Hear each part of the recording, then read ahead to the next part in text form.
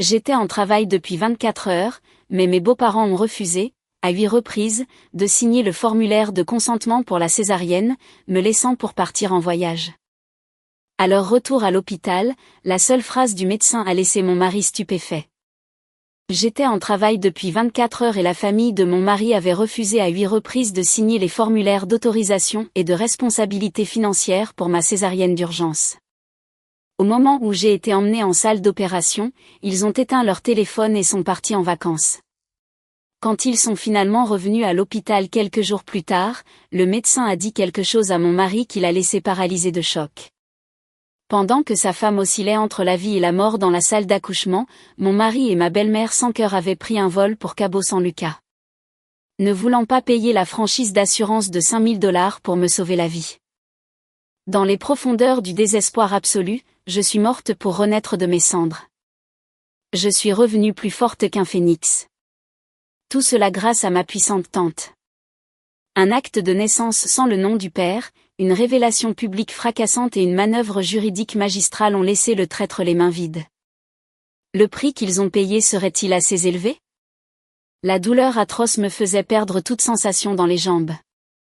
L'air autour de moi était épais de l'odeur d'alcool à friction, de sang et de pur désespoir. J'étais recroquevillée sur un lit d'hôpital au drap blanc jauni, serrant le métal froid de la barrière de l'i si fort que mes jointures étaient devenues complètement blanches. Mon nom est Henriette Dubois. J'ai 32 ans, directrice des ressources humaines, toujours considérée comme compétente et décisive dans le monde de l'entreprise. Mais à cet instant précis, je n'étais rien de plus qu'une femme épuisée en travail, attendant une once de compassion de ma propre famille. Les contractions utérines me battaient comme des vagues furieuses, menaçant de briser mon corps épuisé. Cela faisait presque une journée entière que ma poche des os avait rompu, mais je n'avais toujours pas atteint la dilatation complète. La porte de la salle de travail et d'accouchement s'est ouverte. La voix ferme du médecin de garde a brisé le silence tendu. Famille de la patiente, Henriette Dubois, j'ai besoin de vous ici immédiatement. La situation est critique. 2 silhouettes sont entrées. La première était ma belle-mère, Agathe, une femme de 60 ans avec une expression perpétuellement amère mais des yeux vifs et calculateurs. Elle portait une robe à motifs floraux foncés et s'éventait avec un magazine People, marmonnant avec une irritation évidente. Derrière elle se tenait Sylvain, mon mari, un greffier de comté de 34 ans. Il avait l'air timide, avec des yeux fuyants et une incapacité chronique à prendre une décision. Il gardait la tête baissée, serrant son smartphone lumineux, vérifiant occasionnellement sa montre avec une impatience à peine voilée. Le médecin a regardé directement Sylvain, sa voix grave. Vous êtes le mari d'Henriette. Le bébé de votre femme est en position de siège, et le cordon ombilical est enroulé 2 fois autour de son cou. Le rythme cardiaque du bébé chute rapidement, et la mère est gravement épuisée par un travail prolongé. Nous devons effectuer une césarienne d'urgence immédiatement. Si nous attendons plus longtemps, je ne peux garantir la survie de l'un ou de l'autre. Avec un effort surhumain, j'ai entrouvert les yeux, collés par la sueur et les larmes, et j'ai regardé Sylvain avec une lueur d'espoir. Je voulais lui dire à quel point ça faisait mal de le supplier de sauver notre enfant. Mais ma gorge était aussi sèche que du papier de verre, refusant de me laisser articuler un seul mot. Une césarienne, s'est exclamée Agathe, sa voix stridente résonnant sur les murs de l'hôpital. Pourquoi une chirurgie? Vous vous trompez, docteur? Avec ses larges hanches, Henriette devrait pouvoir faire sortir le bébé sans problème. À mon époque, dans l'Ohio, j'ai accouché de Sylvain sur le sol de la ferme et je suis retournée botteler le foin le lendemain, et nous nous en sommes très bien sortis. Maintenant, au moindre mouvement, vous, les médecins, voulez couper les gens. Cela ne cause que des dommages inutiles et coûte une fortune. Le médecin a froncé les sourcils, luttant pour maintenir son sang-froid face à une ignorance si cruelle. Madame, chaque époque est différente, et chaque corps est différent. C'est une urgence médicale. Un accouchement naturel n'est plus viable. La franchise d'assurance à payer pour la chirurgie, l'anesthésie et les médicaments supplémentaires s'élève à environ 5 000 $. En tant que son mandataire médical, la famille doit signer les formulaires de consentement et autoriser le dépôt financier afin que nous puissions préparer la salle d'opération. $5000, a lâché Sylvain, les yeux exorbités. La toute première chose que mon mari a faite n'a pas été de demander si j'avais mal ou si le bébé allait bien, mais de montrer une horreur absolue devant le prix. Il s'est tourné vers sa mère avec un air de dépendance impuissante. Dans notre foyer, même si j'étais la principale source de revenus, Agathe gérait toutes les finances. Sylvain m'avait manipulé avec des mots doux, me convainquant de transférer mes chèques de paie vers un compte joint que sa mère contrôlait pour nous aider à économiser pour notre avenir. Maintenant, avec ma vie ne tenant qu'à un fil, l'argent que j'avais gagné avec mon propre sang et ma sueur était bien enfermé dans le sac à main de ma belle-mère avare. Agathe a attrapé Sylvain par le bras, son visage rougissant. Où allons-nous trouver $5000 ? Es-tu fou ? J'ai déjà retiré l'argent et payé nos vacances. Les vols en première classe, le complexe tout compris à Cabo, les excursions, tout est payé. C'était plus de $8000, mon fils. Et c'est entièrement non remboursable. On ne peut pas l'annuler. J'ai ressenti un bourdonnement dans mes oreilles comme un essaim de cigales bourdonnant à l'intérieur de mon crâne. Des vacances à Cabo San Lucas. Pendant que sa femme menait un combat entre la vie et la mort. Sylvain a balbutié, son front brillant de sueur. Mais maman, Henriette, le médecin dit que c'est vraiment dangereux. Agathe l'a coupé avec un regard foudroyant. Des bêtises dangereuses. Ces médecins modernes exagèrent toujours pour nous soutirer de l'argent.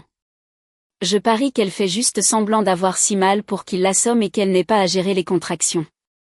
Si tu signes ce papier maintenant, nous perdons $5000 et demain nous n'aurons pas un sou pour profiter de notre voyage.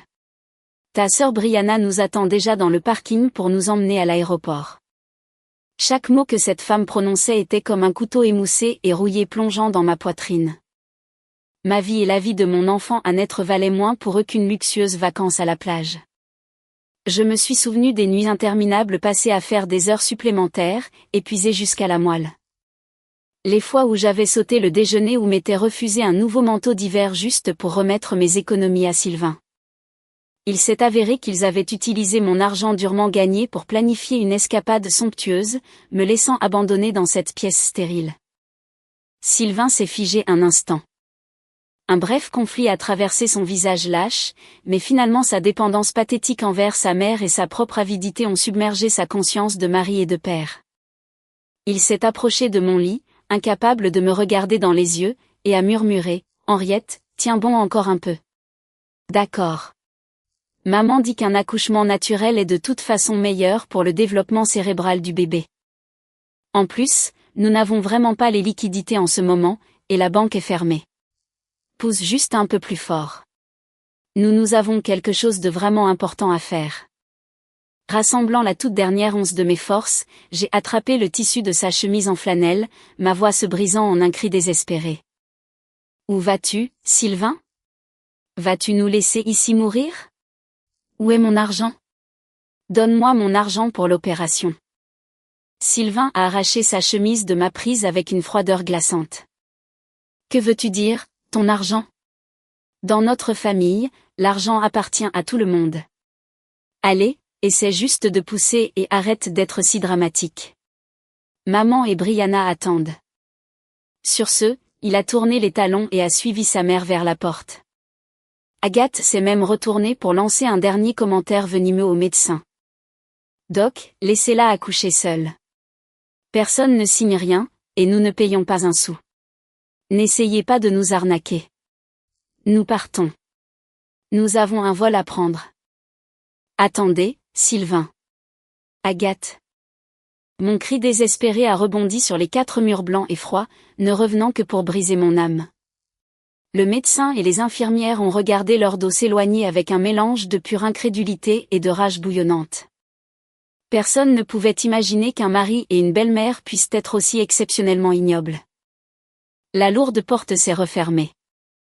Ils étaient partis. Ils avaient choisi leurs vacances à Cabo, leur joie égoïste et indulgente plutôt que de rester à mes côtés, alors que moi, la femme et belle-fille qui finançait leur vie, m'accrochais désespérément à la vie. Soudain, une douleur aveuglante et perçante a déchiré mon abdomen. J'ai senti un flot épais et chaud de liquide jaillir d'entre mes jambes. C'était du sang. Du sang cramoisi foncé imbibant rapidement les draps blancs de l'hôpital. Hémorragie. Préparez la salle d'opération d'urgence maintenant. Code rouge. Le médecin a rugi, sa voix craquant de tension. Nous n'avons plus besoin des signatures de la famille.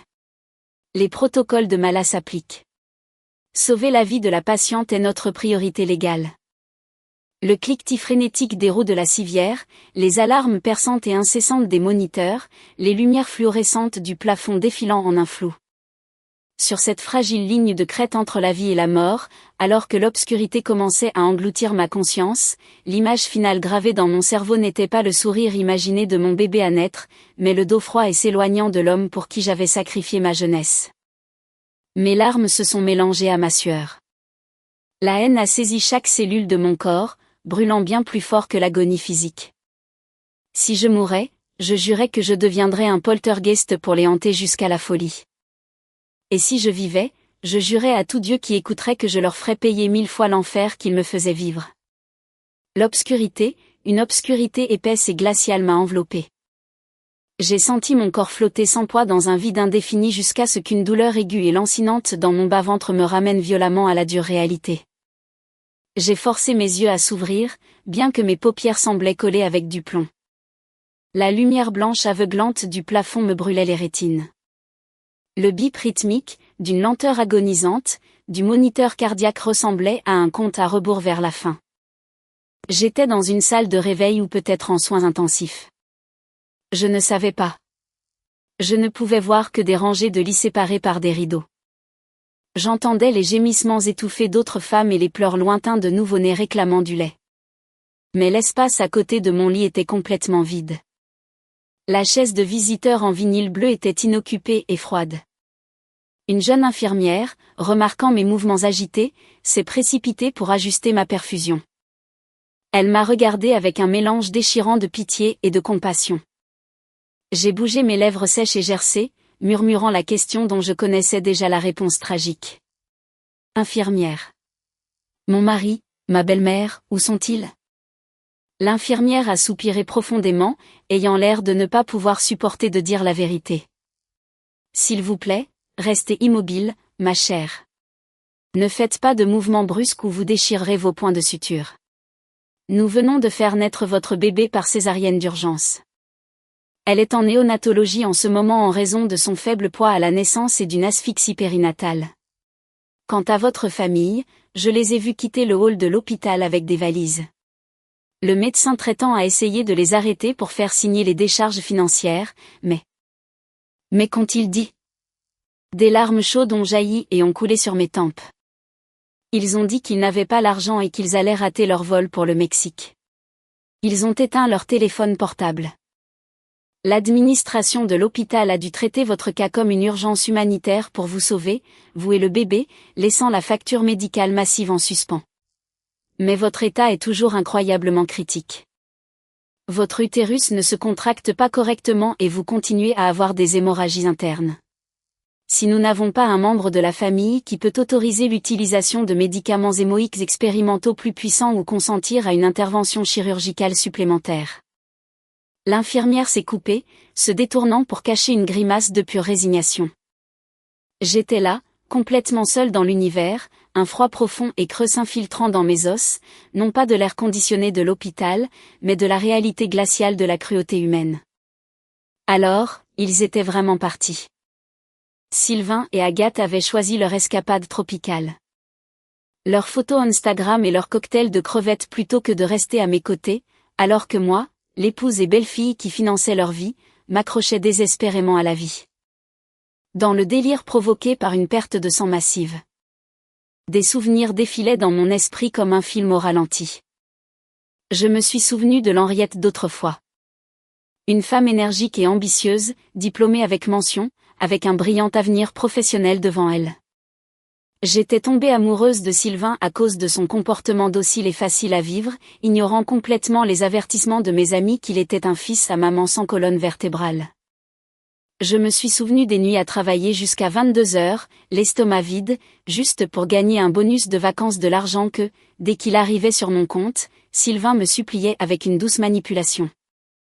Chérie, maman dit que le toit fuit et que nous devons le réparer.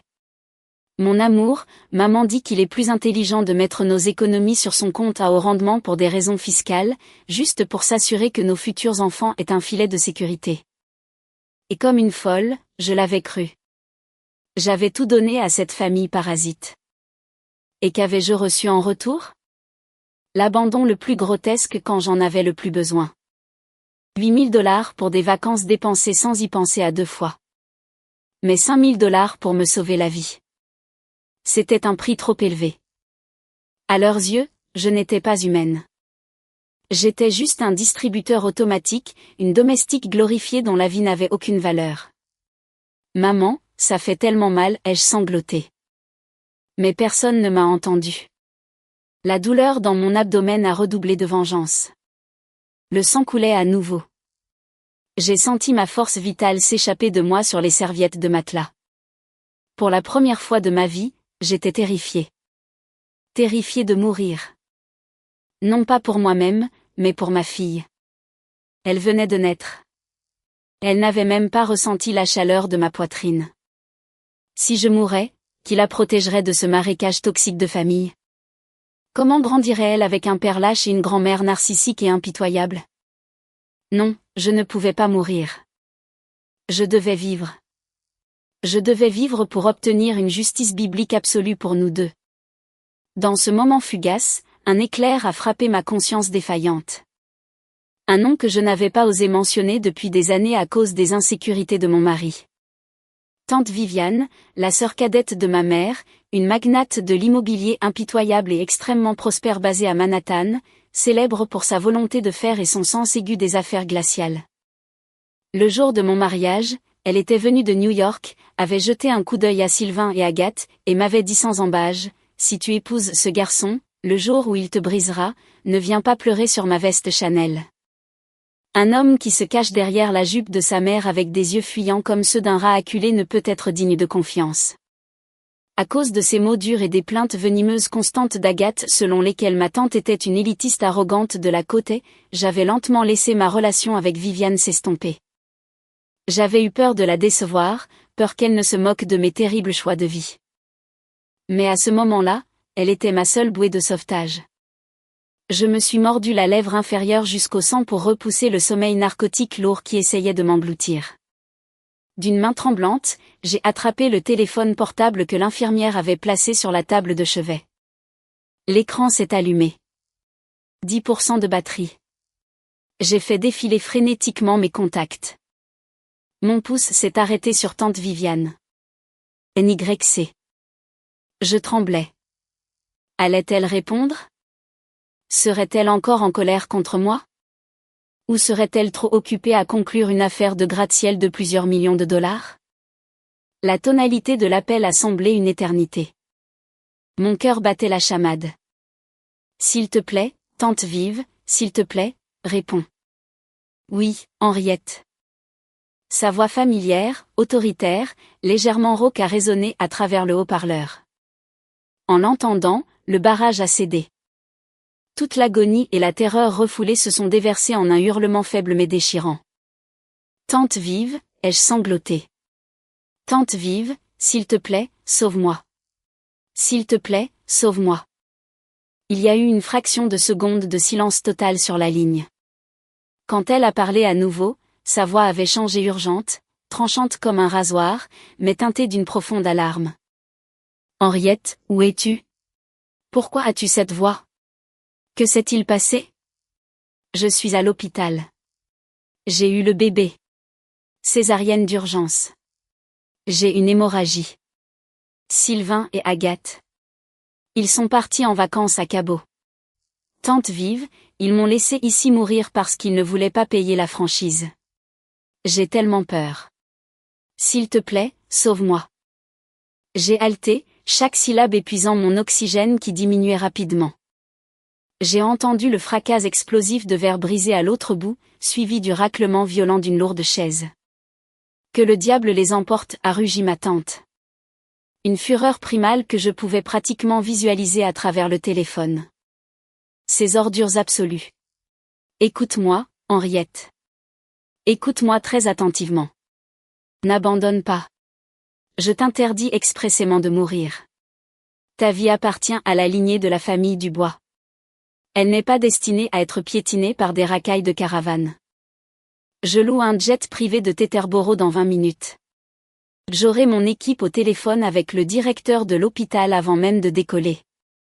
Tu n'as qu'une seule chose à faire. Respire. Batte-toi pour ta vie et attends-moi. Tante vive, ça fait tellement mal. Tiens bon pour ta fille, Henriette. Tiens bon. Je te promets que quiconque t'a fait ça, je leur ferai souhaiter de n'être jamais né. Attends-moi. L'appel s'est terminé. Le téléphone a glissé de mes doigts moites et a claqué sur le sol. Mais étrangement, la terreur paralysante s'était évaporée. La promesse de ma tante était comme une injection d'adrénaline pure directement dans mon cœur. Tante Viviane arrivait. Elle m'avait interdit de mourir. Et elle avait raison. Je ne pouvais pas mourir.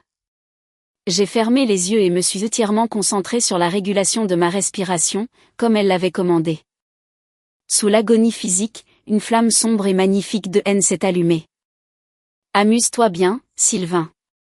Bois bien, Agathe. Brianna, profite de ton voyage à Cabo parce qu'à votre retour, l'Henriette soumise que vous avez laissée derrière vous sera morte et partie. La porte des soins intensifs s'est à nouveau ouverte en trombe. Cette fois, il n'y a eu aucune hésitation. Une précipitation de pas a signalé l'arrivée de toute une équipe de médecins, dirigée par un médecin-chef portant d'épaisses lunettes et affichant une expression d'extrême urgence. Où est la patiente, Henriette Dubois? Déplacez-la immédiatement vers la suite chirurgicale VIP sur ordre direct du conseil d'administration de l'hôpital. Page, le chef de la chirurgie et le chef d'obstétrique en code rouge. J'ai réussi un sourire faible et taché de sang. Tante Viviane tirait déjà ses ficelles. Le phénix prenait feu. L'atmosphère dans la maternité n'avait jamais été aussi électrique. 2 heures après cet appel téléphonique frénétique, j'étais allongé dans une salle de chirurgie spécialisée, perdant et retrouvant connaissance, liée à la vie par un barrage continu de transfusions sanguines et de puissants narcotiques. Je continuais à saigner. Les meilleurs spécialistes de l'hôpital, appelés pour une consultation d'urgence, entouraient mon lit avec des visages graves.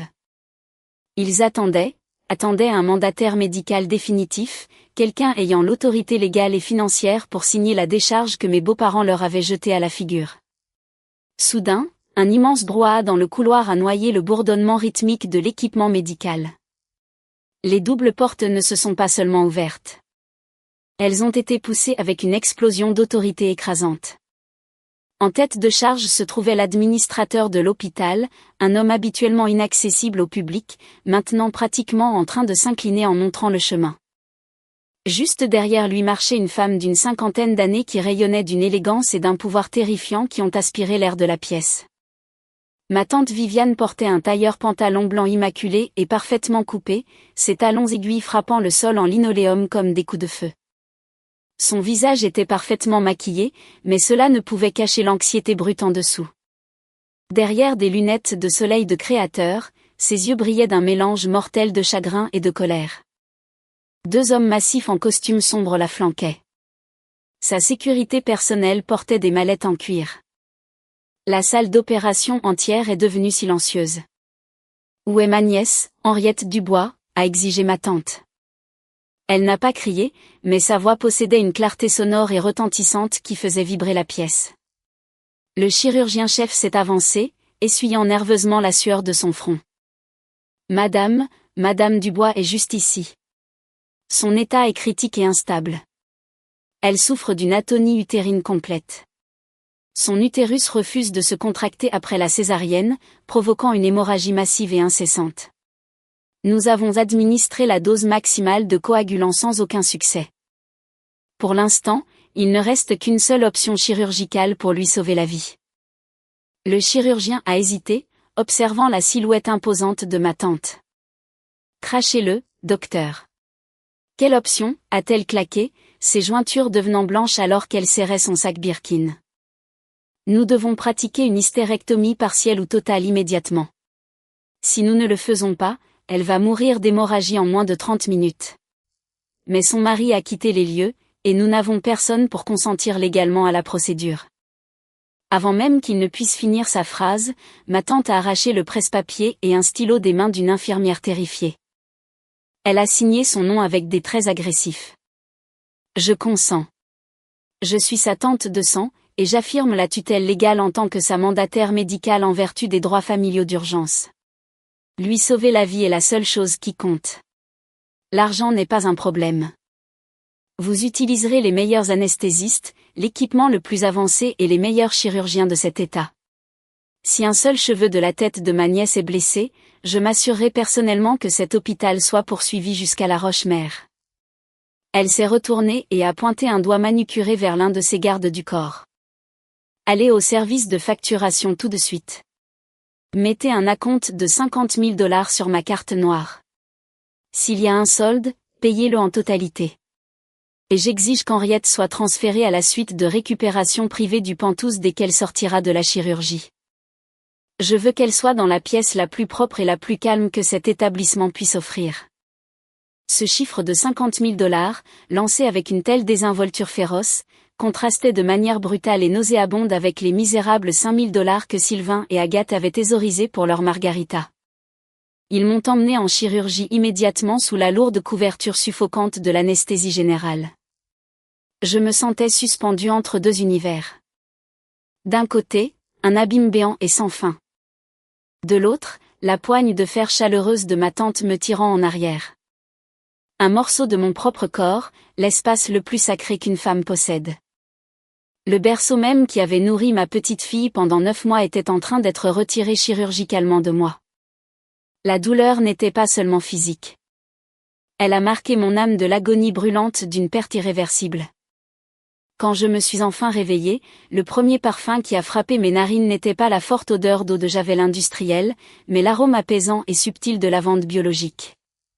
Je m'enfonçais dans un matelas luxueux et moelleux dans une immense pièce ensoleillée qui ressemblait à une suite d'hôtels 5 étoiles.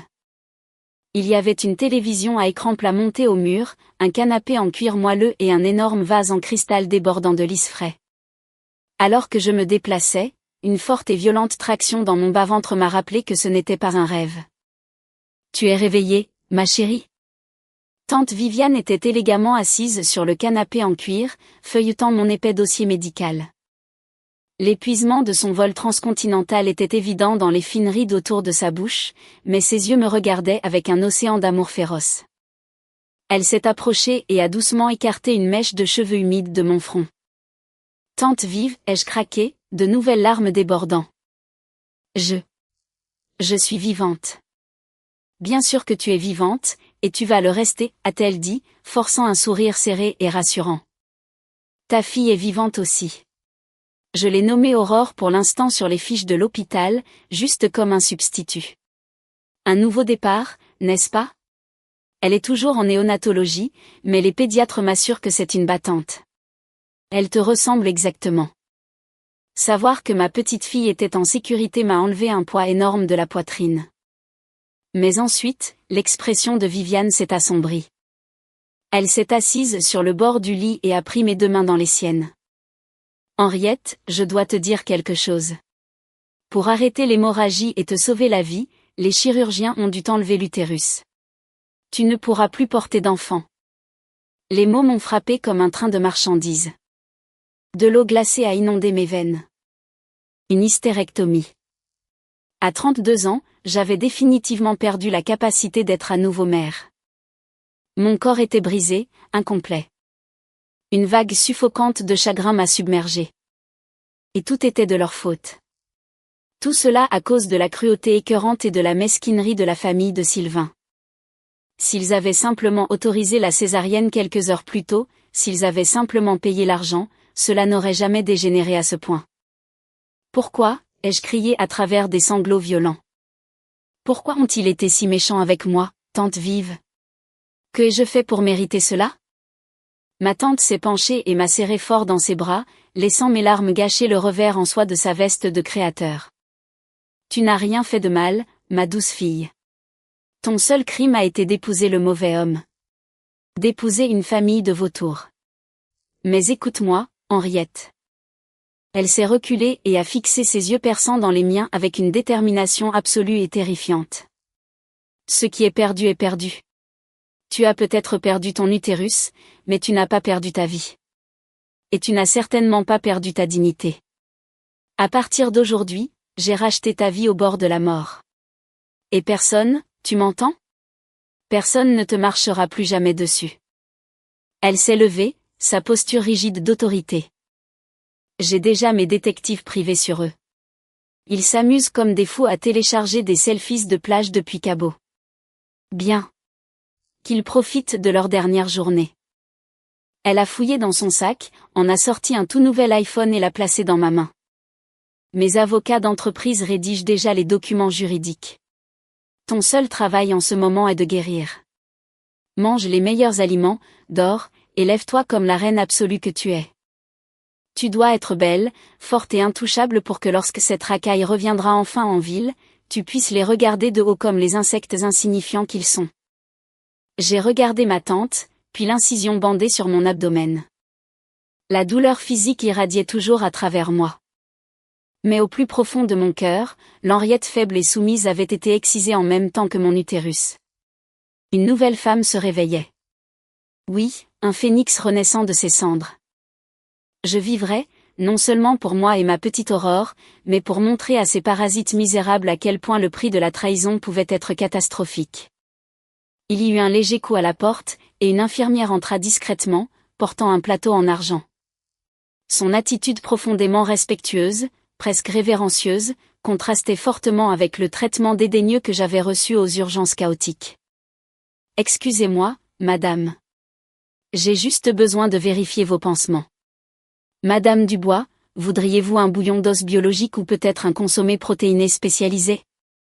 Je peux demander au chef privé de le préparer immédiatement. » J'ai regardé l'infirmière puis ma tante, qui a hoché la tête avec un sourire fier et serré. La page avait officiellement tourné. Ma nouvelle vie avait commencé. 10 jours. Il n'y avait eu que 10 jours depuis cette nuit sanglante fatidique. Mais pour moi, cela avait semblé un siècle entier. En ces 10 jours, j'avais vécu 2 existences complètement opposées, savourant la douceur tant attendue de l'amour familial inconditionnel tout en me noyant dans l'amertume infinie de la trahison ultime. Je me reposais dans la suite VIP de l'hôpital, une oasis de luxe absolu. Chaque matin, un chef privé engagé par Viviane m'apportait des repas gastronomiques riches en nutriments. Le chef de service de l'hôpital venait personnellement me voir 3 fois par jour avec une politesse révérencieuse. Ma tante m'interdisait absolument de lever le petit doigt. Elle avait engagé 2 infirmières professionnelles 24h24 qui répondaient à tous mes besoins. Ma fille Aurore avait été sortie de la néonatologie après 3 jours et se reposait maintenant paisiblement dans un berceau juste à côté de mon lit. Elle dormait profondément, complètement inconsciente du fait que son entrée dans ce monde avait coûté à sa mère un morceau de son propre corps. Physiquement, j'étais au paradis. Mais la nuit, quand la pièce était silencieuse, j'ouvrais mon nouveau téléphone et plongeais dans un enfer absolu de ressentiment. J'ouvrais Facebook et regardais les profils publics de mes beaux-parents. Ils n'avaient aucune idée que j'avais bloqué leur numéro de téléphone de mon côté. Agathe avait posté une photo d'une cabana de luxe à Cabo San Lucas, souriant d'une oreille à l'autre avec une énorme margarita à la main. La légende me donnait des nausées violentes. Tellement bénie. Priant le Seigneur de veiller sur notre famille et de nous éloigner de toute malchance. Tellement chanceuse d'avoir des enfants qui offrent le paradis à leur maman. Béni Cabolif. Malchance. Ma fille et moi n'étions-nous que de la malchance pour eux? En faisant défiler, il y avait une photo de Sylvain et de sa sœur, Brianna, assis devant une colossale tour de fruits de mer. Sylvain, exactement le même homme qui avait gémi qu'il ne pouvait pas se permettre une franchise médicale de $5000 pour sauver sa femme mourante, tenait une énorme queue de homard, le visage rougi et brûlé par le soleil à force de boire. J'ai pris des captures d'écran haute résolution de chaque publication, chaque horodatage, chaque balise de localisation. Chaque photo était une preuve irréfutable et indéniable de leur dépravation. Tu as encore l'estomac de regarder ces clowns? La voix tranchante de tante Viviane m'a tiré de ma sombre transe. Elle est entrée dans la suite portant un épais dossier en carton, flanqué de Maître Dubois, sans lien de parenté, ironiquement. Son avocat d'entreprise le plus impitoyable. Regarde ça. Elle a jeté un relevé bancaire sur mes genoux. C'était le compte d'épargne joint que tu partageais avec Sylvain le jour même de ton admission aux urgences. Environ 3 heures avant le décollage de leur vol. Il y a eu un retrait massif. Viviane a dit, sa voix baissant à une température glaciale. Il a vidé les $6 000 restants que tu avais économisés pour la chambre du bébé. Il t'a menti, Henriette. Ce n'est pas qu'il n'avait pas d'argent liquide. Il t'a volé pour aller faire la fête avec sa mère et sa sœur. Il n'est pas seulement pathétique. C'est un criminel. J'ai serré le papier, mes jointures blanchissant. Le visage désespéré et transpirant de Sylvain dans la salle d'accouchement avait été une pure performance. Maître Dubois a ajusté ses lunettes et a parlé d'un ton calme et mortel. Mademoiselle Dubois, j'ai déjà été en contact avec le bureau du procureur. Ces actions constituent un abandon criminel du conjoint, une mise en danger délibérée et un manquement au devoir de secours, entraînant de graves lésions corporelles permanentes. Compte tenu de votre dossier médical, je vous assure que Sylvain non seulement perdra sa pension de fonctionnaire et son emploi, mais nous avons un dossier très solide pour le mettre derrière les barreaux. L'avocat a sorti un autre document de sa mallette en cuir. De plus, voici l'acte de naissance officiel de bébé Aurore. Selon les instructions de votre tante, et compte tenu que le père a abandonné ses obligations médicales et légales au moment de la naissance, j'ai utilisé mes contacts au registre d'État pour le déposer avec le nom du père entièrement vierge. J'ai fixé le document impeccable. Nom, Aurore Dubois. La ligne pour le nom du père était complètement vide. Pourquoi laisser vide, ai-je demandé doucement. Pour neutraliser complètement toute bataille pour la garde pendant la procédure de divorce, a expliqué l'avocat. Nous établissons un récit concret et documenté selon lequel le père a volontairement renoncé à tous ses droits paternels au moment où il a quitté ses urgences. Légalement parlant, Aurore est uniquement votre enfant. Elle porte votre nom de jeune fille. J'ai tracé mon doigt sur les lettres. Aurore Dubois. Ma fille ne porterait jamais le nom de famille d'un lâche. Demain, c'est le jour 10, a noté Viviane, vérifiant sa Rolex incrustée de diamants. Leur vol de retour atterrit à l'aéroport de Sitac demain matin. Ils vont venir directement ici, non pas pour voir si tu as survécu, note bien, mais pour se pavaner et frimer auprès de leurs voisins. Elle a souri, un sourire prédateur terrifiant. Mais il se trompe gravement. La scène est parfaitement mise en place. Nous attendons juste l'arrivée des clowns. Es-tu prête, Henriette? J'ai regardé ma tante formidable, puis ma petite fille endormie. La douleur physique dans mon estomac s'était estompée en un léger élancement, complètement éclipsé par un calme étrange et inébranlable. Je n'étais plus l'Henriette faible et désespérée d'il y a 10 jours. Je suis prête, tante vive. Je veux les regarder droit dans les yeux quand leur monde s'effondrera. Viviane a hoché la tête avec une profonde satisfaction. Elle a claqué des doigts et ses 2 gardes du corps massif sont immédiatement entrés dans la pièce pour prendre leur position. Tout était orchestré pour un retour au bercail qu'ils n'oublieraient jamais. Le soleil brillait dehors, mais je savais qu'un ouragan catastrophique était sur le point de s'abattre sur la famille de mon mari. Et cette fois, c'était moi qui contrôlais la tempête. Le lendemain matin à 10 heures, le silence assourdissant de l'aile VIP de l'hôpital fut brisé par une voix forte et odieuse résonnant depuis les ascenseurs. C'était Agathe, stridente et plaintive comme toujours, même à travers la porte insonorisée de ma suite. Son arrivée fut ressentie comme une nuisance. J'étais assise droite dans un fauteuil médical moelleux, berçant Aurore dans mes bras. Tante Viviane se tenait droite à mes côtés, posant une main ferme et rassurante sur mon épaule. Elle fit un subtil signe de tête à son chef de la sécurité. Que le spectacle commence. Mes beaux-parents ont paradé dans le couloir, ressemblant à un cirque ambulant. Agathe portait une hideuse robe d'été bon marché qu'elle avait clairement achetée dans un piège à touristes à Cabo, alourdi par d'énormes sacs de souvenirs hors taxe. Sylvain ressemblait à un homard bouilli, sa peau rouge vif et qui pelait, portant un débardeur froissé taché de tequila. Brianna, sa sœur, tenait son téléphone avec une perche à selfie, diffusant en direct bruyamment tout le spectacle à ses abonnés. Salut les gars, on sort de l'avion et on entre à l'hôpital pour chercher le nouvel héritier de la famille, a-t-elle gazouillé devant sa caméra. Il marchait avec une arrogance insupportable, dénuée de la moindre once de culpabilité ou de remords. Il croyait sincèrement que j'étais simplement assise là, parfaitement bien, attendant docilement de remettre le bébé. Quand Sylvain a tendu la main agressivement pour ouvrir la porte de ma suite privée, il a percuté de plein fouet un mur solide de muscles humains. Le chef de la sécurité de tante Viviane et 2 entrepreneurs privés lourdement armés bloquaient complètement l'entrée. « Qui diable êtes-vous ? Dégagez ! Je suis ici pour voir ma femme et mon enfant, » a aboyé Sylvain, l'air confus et irrité. Agathe s'est immédiatement jetée en avant, frappant agressivement l'un des gardes imposants avec son sac en plastique plein de souvenirs. « Vous êtes fou ? C'est la chambre de ma belle-fille. Je suis la grand-mère.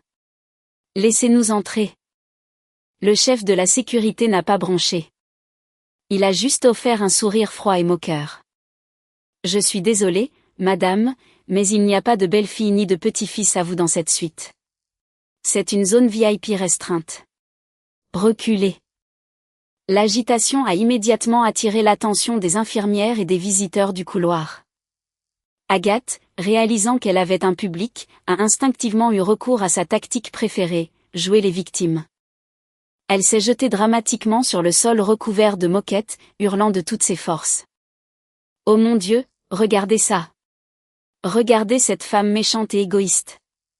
Elle engage des brutes pour éloigner une pauvre grand-mère aimante de sa propre chair et de son propre sang. » Juste au moment où Brianna a fourré la caméra de son téléphone dans les visages des gardes pour enregistrer l'agression, la porte de la suite s'est ouverte. Tante Viviane est sortie, sa seule présence dégoulinant de richesse, de pouvoir et de dédain absolu. Cela a instantanément fait taire les faux sanglots d'Agathe. « Baissez la voix », a ordonné Viviane, son ton doux mais coupant comme un scalpel. C'est un hôpital, vieille harpie de bas étage, pas un marché aux puces. Sylvain l'a immédiatement reconnu. Tout le sang a déserté son visage brûlé par le soleil. « Tante Viviane. Quand êtes-vous arrivée ici ? » « Tais-toi », a claqué Viviane, ses yeux se rétrécissant en fente dangereuse. « Ne m'appelle pas ta tante. Je n'ai pas de neveux qui agissent comme des lâches parasites. » D'un coup de poignet, une épaisse pile de papier a volé dans les airs, frappant Sylvain directement à la poitrine et flottant sur le sol autour de ses sandales. C'étaient les factures détaillées de l'hôpital et les relevés bancaires. « Ouvre les yeux et regarde le sol, mon garçon. C'est le prix de la vie de ta femme et de ta fille. 50 000 $ en frais de chirurgie d'urgence, plus les 6 000 $ que tu as volés du compte bancaire de ta propre femme pour aller te saouler au Mexique. Pendant que tu te gavais de queue de homard à Cabo, les chirurgiens arrachaient l'utérus d'Henriette juste pour l'empêcher de mourir d'hémorragie. Espèce d'animal absolu. Lui arracher l'utérus. » Sylvain est resté figé, ressemblant à un cadavre. Ses yeux ont glissé vers le texte rouge éclatant sur les papiers de sortie de l'hôpital posés près de son pied. Hystérectomie d'urgence. Due à une hémorragie postpartum sévère. Agathe, toujours assise par terre, n'a montré aucune trace d'horreur face à mon expérience de mort imminente. Au lieu de cela, elle a hurlé, « Quoi ? Ils lui ont enlevé l'utérus ? Cela signifie qu'elle est complètement stérile. Ma famille est laissée sans second héritier. Oh mon Dieu ! Tout cet argent gaspillé juste pour qu'elle finisse stérile. » Cette démonstration nauséabonde d'égoïsme fut la goutte d'eau qui fit déborder le vase. Les portes s'ouvrirent complètement et mon infirmière me sortit dans le couloir. Je tenais Aurore serrée contre ma poitrine. Mon visage était pâle à cause de la perte de sang, mais ma posture rayonnait d'une force inébranlable et terrifiante. « N'osez pas faire un pas de plus vers moi, » ai-je dit, ma voix dégoulinant d'une haine glaciale absolue alors que Sylvain tendait instinctivement la main. Je les ai regardés tous les trois. Le lâche, la sangsue, la commère. « Vous êtes venu ici pour votre héritier, n'est-ce pas ?» ai-je demandé. « Oui. Donnez-moi mon petit enfant », a craché Agathe depuis le sol, se levant à grand-peine. « Vous êtes stérile maintenant. Vous ne pouvez plus en avoir. Alors nous prenons celle-ci pour l'élever nous-mêmes. J'ai éclaté d'un rire amer et retentissant. Vous êtes complètement délirante, Agathe. Premièrement, c'est une fille. Deuxièmement, ce n'est pas votre petite fille. J'ai brandi l'acte de naissance impeccable et en relief pour qu'il le voie.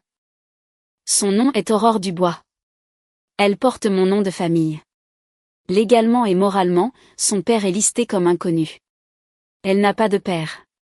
Elle n'a pas de grand-mère. Vous avez renoncé à tous les droits que vous aviez sur cet enfant dès que vous avez quitté ces urgences pour prendre un vol.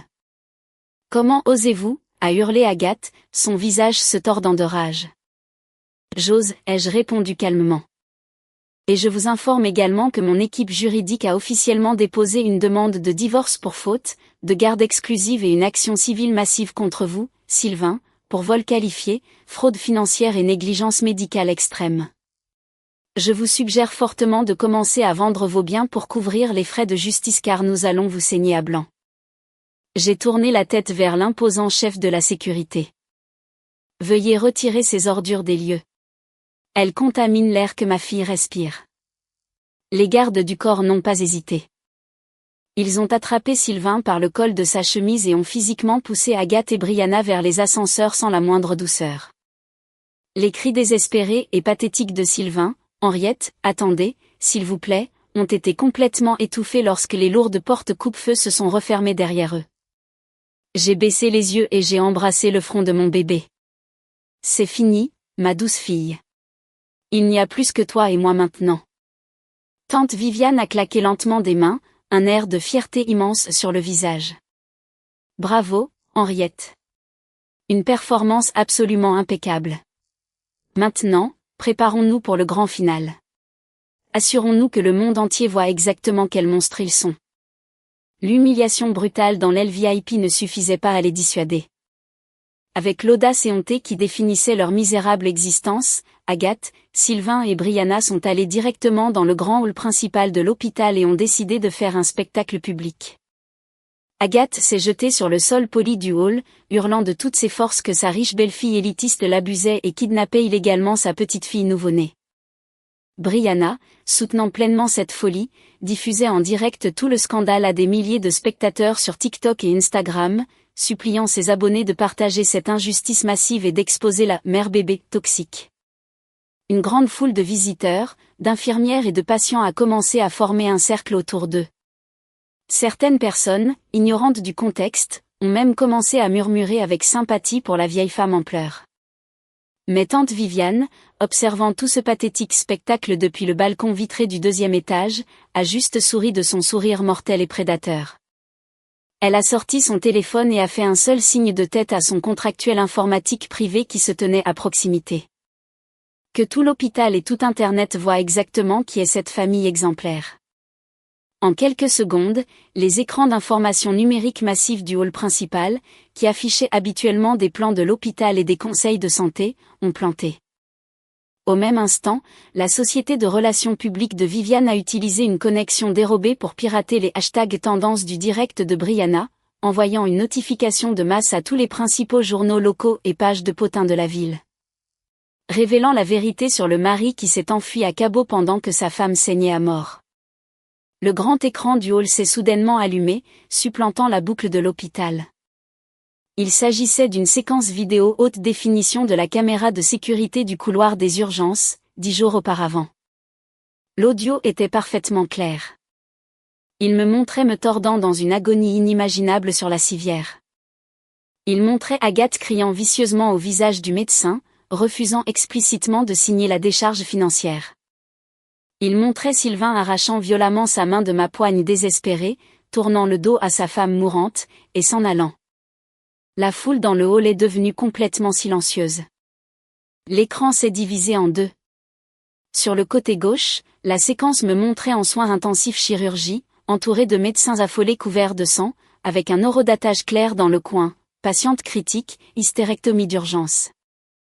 Sur le côté droit de l'écran, horodaté à la même minute, se trouvaient les publications vibrantes de Brianna et Agathe sur Facebook depuis l'aéroport, on décolle. Cabo nous appelle. Béni. Ensuite sont venues les photos de Sylvain se gavant de homard et buvant des shots de tequila, violemment juxtaposées aux photos de mes factures chirurgicales détaillées de $50 000 et de mon dossier médical indiquant un risque élevé de mortalité. Ce ne sont pas des humains. Ce sont des monstres, a crié un homme dans la foule, absolument dégoûté.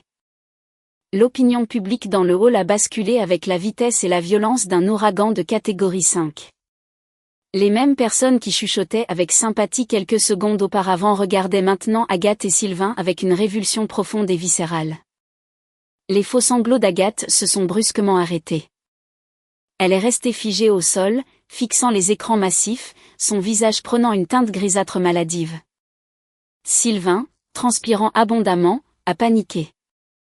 Il a même essayé de se jeter sur le panneau d'affichage numérique pour arracher la prise du mur, mais les gardes de sécurité de l'hôpital l'ont instantanément plaqué au sol.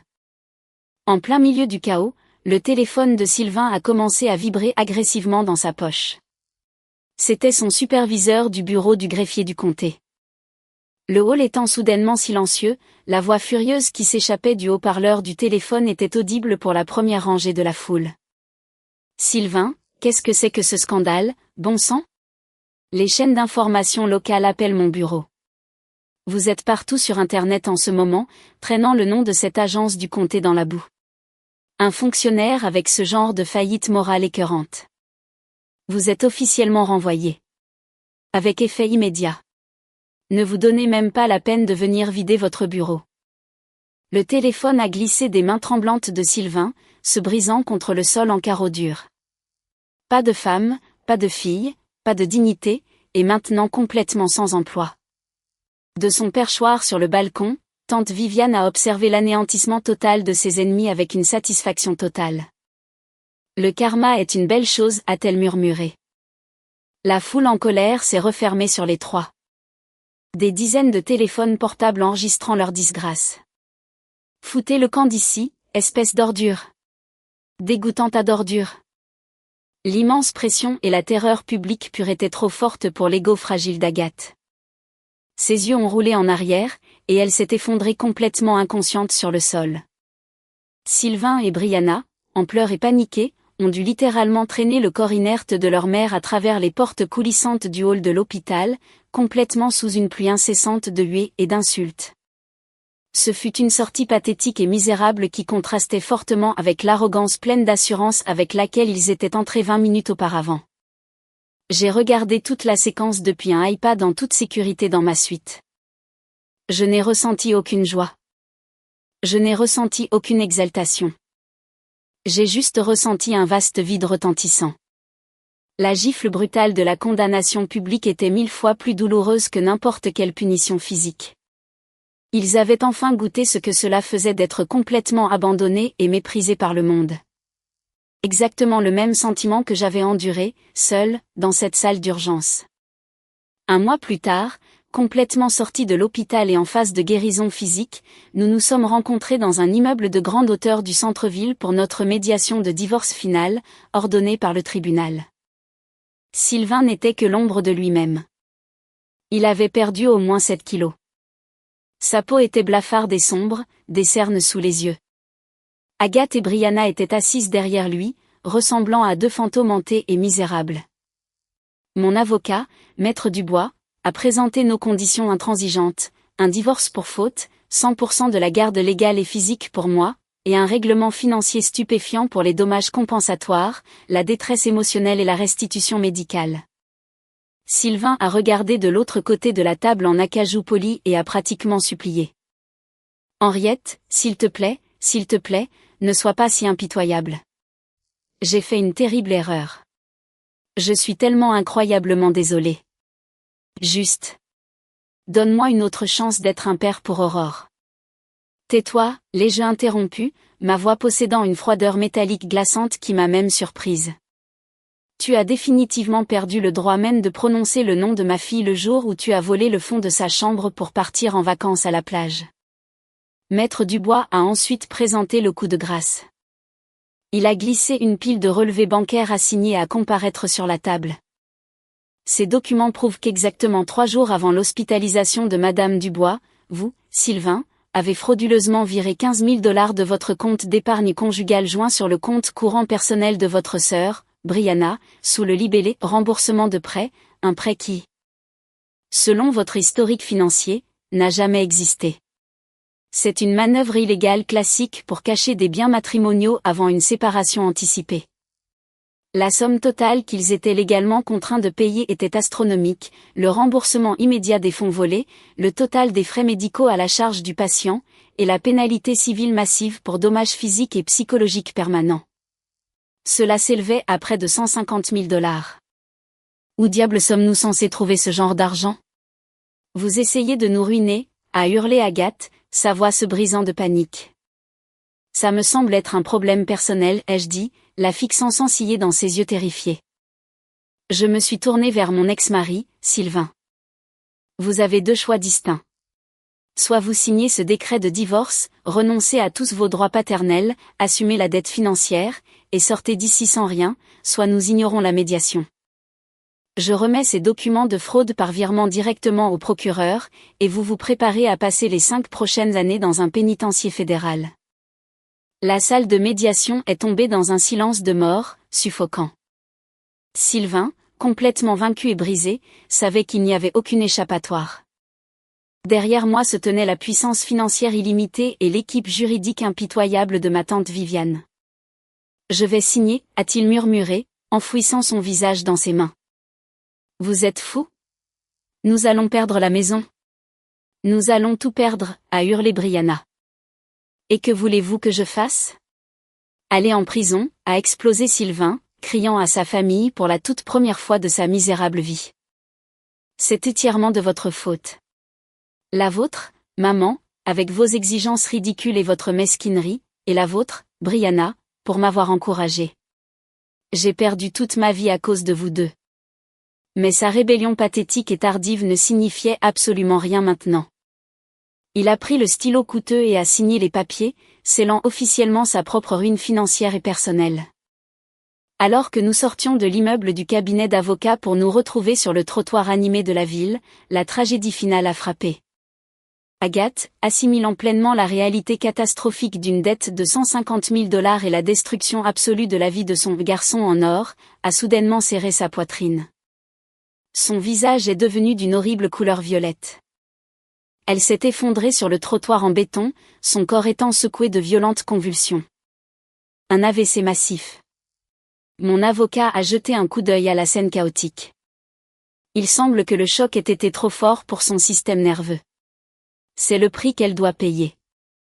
Je me tenais sur le trottoir et observais le chaos d'une distance complètement détachée. Sylvain criait, suppliant les passants d'appeler le 911. Brianna essayait maladroitement de soutenir la tête de sa mère, sanglotant hystériquement, mais les piétons pressés les contournaient. Personne n'a tendu la main. Toute once de compassion ou de pitié que j'aurais pu posséder pour eux était morte sur cette table d'opération il y a un mois. J'ai mis mes lunettes de soleil de créateur, leur ai tourné le dos et je suis monté dans le siège en cuir moelleux du SUV de luxe noir qui m'attendait au trottoir. Je suis parti, laissant derrière moi les sirènes hurlantes et l'effondrement complet et total d'une famille qui, par pure et inaltérable avidité, avait méticuleusement orchestré sa propre destruction. 3 ans plus tard, l'air d'automne à Seattle était vif, et le ciel d'un bleu éclatant et perçant. Je suis sorti de ma voiture, un Range Rover élégant et neuf, et j'ai ajusté le revers de mon blazer sur mesure. Devant moi se trouvait le magasin phare de Aurore Organique, ma chaîne très réussie de magasins d'alimentation haut de gamme et de produits de santé, avec 5 emplacements dans la région métropolitaine. Maman, dépêche-toi. Je vais être en retard pour mon cours de ballet. La voix douce et impatiente d'Aurore, ma fille de 3 ans, m'a instantanément ramenée au présent. C'était un ange absolu avec des yeux massifs et curieux, le soleil central de mon univers et la raison motrice de tout mon succès. J'ai souri largement et j'ai pris sa petite main dans la mienne. En apercevant notre reflet dans la massive vitrine du magasin, j'ai vu une Henriette complètement différente, une femme confiante, profondément sereine, et entièrement dépourvue de la fille timide et soumise que j'étais autrefois. L'épaisse cicatrice chirurgicale sur mon bas-ventre était toujours là, un rappel physique permanent de la pire nuit de ma vie. Mais elle ne faisait plus mal. C'était ma médaille d'honneur. Après avoir vérifié l'inventaire du magasin, j'ai décidé de promener Aurore vers le corridor de Pike Place pour prendre une pâtisserie. Alors que nous attendions à un feu rouge à seulement 2 pâtés de maison de l'hôpital même où ma vie s'était brisée et redémarrée, une scène misérable au bord du trottoir a attiré mon attention. Il y avait un scooter motorisé délabré et crachotant garé à moitié sur le trottoir. À côté, un homme et une femme se hurlaient agressivement dessus, se tenant au-dessus d'un fauteuil roulant rouillé. Affalée dans le fauteuil roulant se trouvait une femme âgée aux cheveux clairsemés et d'un blanc éclatant. Sa bouche était lourdement affaissée d'un côté, ses yeux vides et vitreux, de la bave coulant lentement sur son menton et sur un bavoir taché. Malgré le temps qui passe et le lourd tribut de la pauvreté absolue, je les ai reconnus instantanément. C'étaient Sylvain, Brianna, et, paralysée dans la chaise, Agathe. Sylvain ressemblait à un vieil homme brisé. Sa peau était profondément usée et tannée par les éléments. Et il portait l'uniforme bon marché et néon taché d'une application de livraison de nourriture à la demande. « Donne-moi l'argent. C'est ton tour de payer les copais des ordonnances de maman aujourd'hui », a-t-il crié à sa sœur. Brianna, l'air complètement négligé, épuisée et portant un jogging sale, l'a violemment repoussé. « Quel argent ? Où penses-tu que j'ai de l'argent ? Toi, espèce d'idiot. Tu es le fils. C'est ton travail de t'occuper d'elle. J'ai à peine de quoi me nourrir moi-même. Tu conduis pour livrer de la nourriture 12 heures par jour, et tu ne peux même pas rassembler quelques sous pour ta propre mère ? Quelques sous, a craché Sylvain, donnant un coup de pied au pneu de son scooter délabré. Entre ces couches pour adultes, la physiothérapie et la nourriture spécialisée, chaque centime que je gagne disparaît. Je n'ai pas de maison.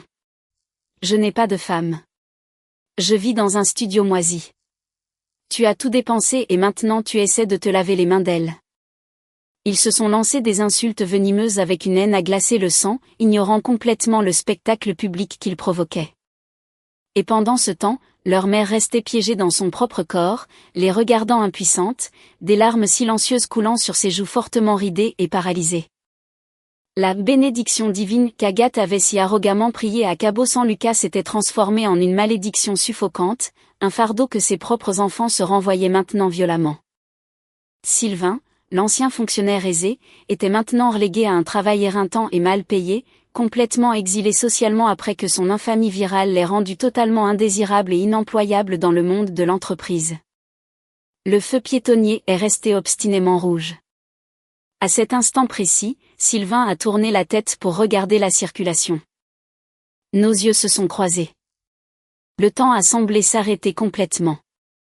La transformation sur son visage fut agonisante à regarder, un choc pur, suivi instantanément par une vague brûlante et suffocante d'humiliation et un profond, écrasant regret. Il me regardait, radieuse, élégante et rayonnante de richesse. Et juste à mes côtés se tenait Aurore, une petite fille parfaitement saine, incroyablement heureuse, magnifiquement habillée, qui ne l'appellerait jamais papa. Il a violemment baissé la tête, essayant désespérément de cacher son visage sous le bord de sa casquette de baseball tachée, comme s'il priait pour que le trottoir en béton s'ouvre et l'engloutisse tout entier. Je l'ai regardé, et à ma surprise absolue, je n'ai ressenti aucune haine. Je n'ai même pas ressenti le sentiment enivrant de la vengeance. Tout ce que j'ai ressenti, c'était une pitié vaste, lointaine et froide. Pitié pour 3 vies pathétiques, entièrement consumées par l'avidité, qui avaient joyeusement mis le feu à leur propre bonheur. Je n'ai pas dit un seul mot. Sa misérable réalité était une punition infiniment plus dévastatrice que tout ce que j'aurais pu dire. Maman, l'homme qui marchait vers, a gazouillé Aurore, me tirant doucement la main. Tu as raison, ma chérie. Allons-y. J'ai ajusté ma prise sur sa main et nous avons traversé la rue, laissant loin derrière nous ce misérable tableau de détresse.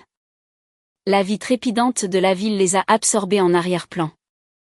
Je me suis souvenu de quelque chose que tante Viviane m'avait dit, sirotant du champagne sur le balcon de son pantouse à Manhattan il y a un an. La vengeance ultime n'est pas de faire saigner votre ennemi. C'est de le forcer à rester dans la boue qu'il a créée pendant qu'il est obligé de vous regarder vivre une vie belle et extraordinaire. J'ai doucement caressé mon ventre. Je n'avais plus d'utérus, mais mon cœur débordait. J'avais Aurore. J'avais Viviane. J'avais mon empire florissant. Mais par-dessus tout, je m'avais enfin moi-même. J'étais complètement libre, farouchement fier, et j'avais enfin compris comment aimer et être aimé de la manière que je méritais vraiment. Le soleil doré de l'après-midi filtrait à travers les pins de Seattle, illuminant magnifiquement le large chemin ouvert devant nous. Une longue et belle route que, à partir de ce moment, je parcourais avec ma fille en paix et en sérénité absolue.